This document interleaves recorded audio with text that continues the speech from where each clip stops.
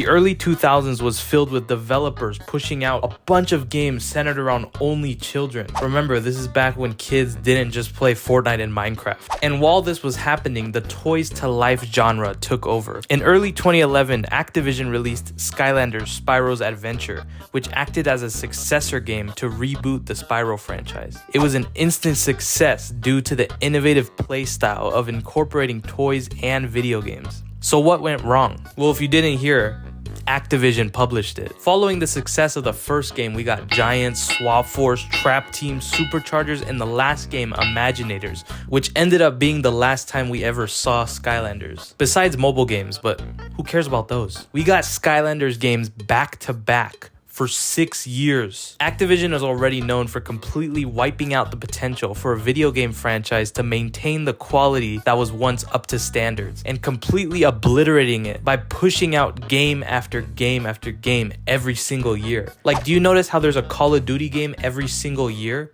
That's not normal. Obviously, if a franchise is selling well, the only way to get the biggest return possible is to push out a half-assed game every single year. But how the hell does Activision even do that? The way they do it is Activision has multiple development teams working on multiple games at the same time, and they split projects between them. So while one Call of Duty game is being developed by, say, Beenox, Infinity Ward at the same time is also developing their own Call of Duty game that would come out after that. Activision took the same approach to Skylanders, having 2 studios developing a Skylander game at the exact same time. This sort of worked for like 3 years. We saw a bunch of games coming right after each other, but soon consumers started to realize that the quality of the games started to decline super fast. Even though the quality of the games started to decline year after year after year, they still sold over $1.5 billion in these figures. But there's also another company to blame for the downfall of the Skylanders franchise and possibly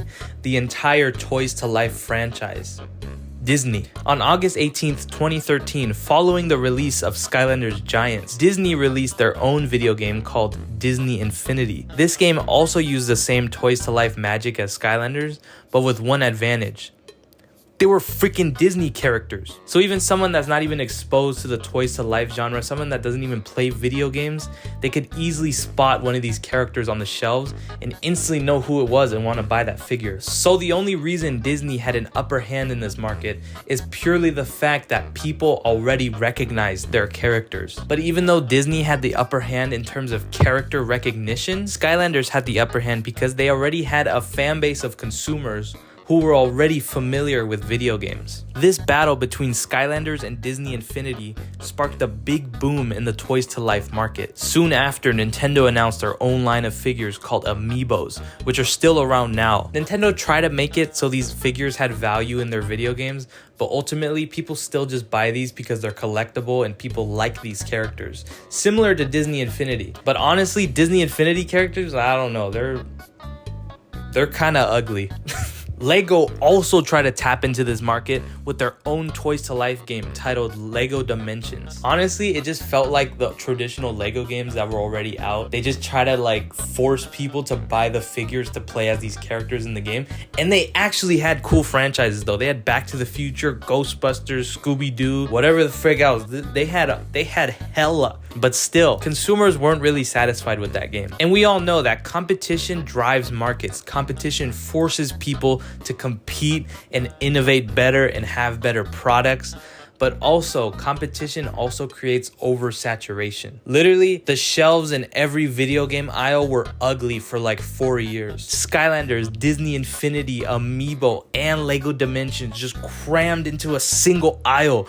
You walk into Target, you have to like climb over all these figures. There were so many pieces of plastic everywhere. If you go to Walmart, you're just gonna see ripped open packages everywhere from the ghetto ass kids that wanted to steal them. These figures started to annoy customers because eventually they didn't know what the hell to do with these. Because once a new Skylanders game came out, it's not like they got rid of all the inventory from the past game. They kept them there, so every single game would just stack on top of one another, and it just became this mountain of just past franchises and past games, and it became a mess. Eventually, we received our last entry into the Skylanders franchise, Skylanders Imaginators. And every fan already kind of had the feeling that this was the last one, because every game before this had a gimmick which was pretty much acted like an add-on to every figure. You had cars, you had traps, you had swappable characters, you had big characters, you had small characters, light up characters. This one was literally make your own character and play as them. That was the gimmick. So you can't really do anything after that. We pretty much knew what the hell are they gonna do after this,